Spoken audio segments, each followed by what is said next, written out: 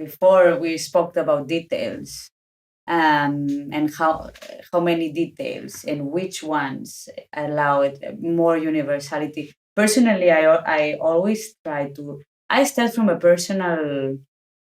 from an intimate place, but then again, I'm choosing what are the details that would allow a much more universal experience. In that sense, that's why I don't think, and this is, yeah, I'm a bit afraid to say that I don't do political art.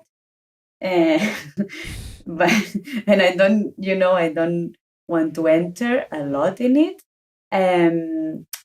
But it doesn't have, what I try to do doesn't have to do with like the organization of society, but more the human experience. And I'll try that this human experience is, it can be relatable to everybody. And when I speak about human experience, I speak about, death, I speak about nature, I speak about love, I speak about frustration, I speak about suffering, I speak about calmness, I speak, Energy. energy.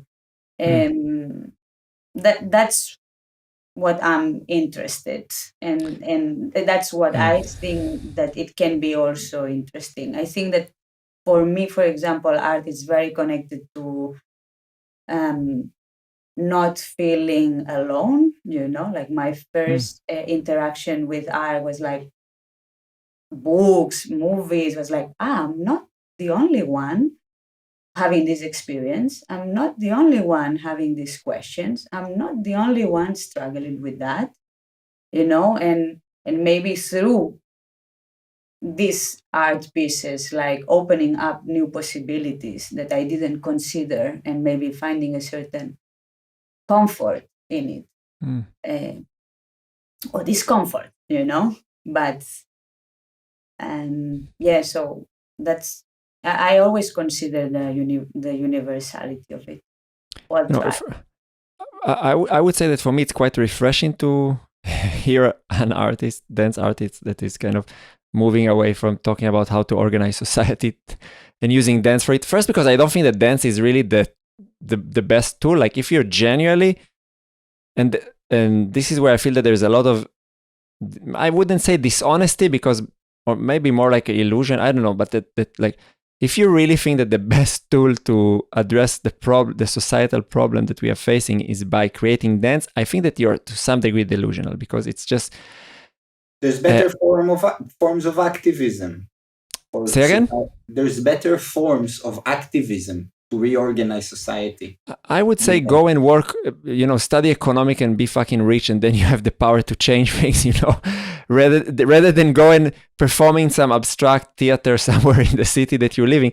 And I feel that it's like, that's the trend that we are going through now, that the dance has to be political, and dance, you cannot speak about anything else beside, like, let's say, kind of certain tensions that are existing in society. But I think that, like, as you're saying, that the human experience is not governed only by society. Society is a big part of it, but it governs by physiology, by our connection to the natural world, and I think it's very, I don't know. I'm really trying. I mean, I'm happy that I don't need to create under the wings of the city of Vienna in the sense of the funding, because otherwise I will be very limited in what I can do. But I think it's an important step to move away from that and to find something that brings us back into those questions. What about you, Tom, in the topic of universality versus, like the specificity of the location you are working? First of all, I'm 100% with Roser. I think also the way she explained it is very much coherent also with me.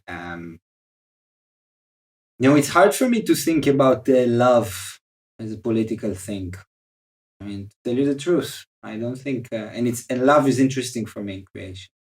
In death, when I experience death in my life, like,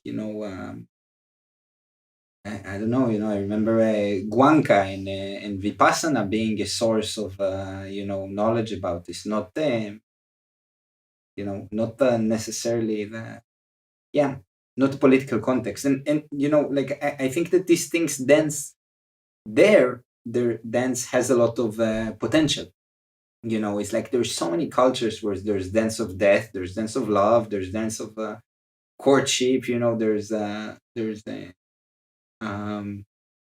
also and again energy, which for me energy is a very interesting thing. Like what is possible for the what is possible in the physical realm of this world is, again, it's something that ignites imagination, and it's all things that I think that they're not necessarily behaving in the political context. For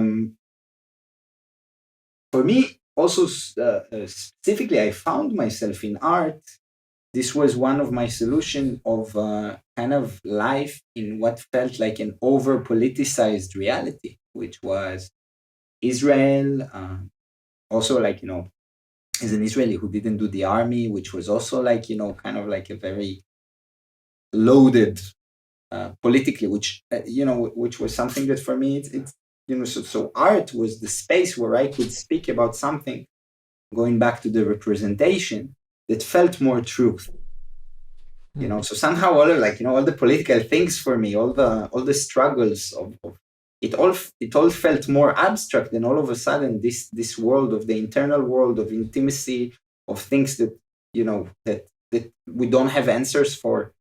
And so I think that it became very strong, this sensation that art holds a certain universal potential that connects to the freedom of the mind and the spirit.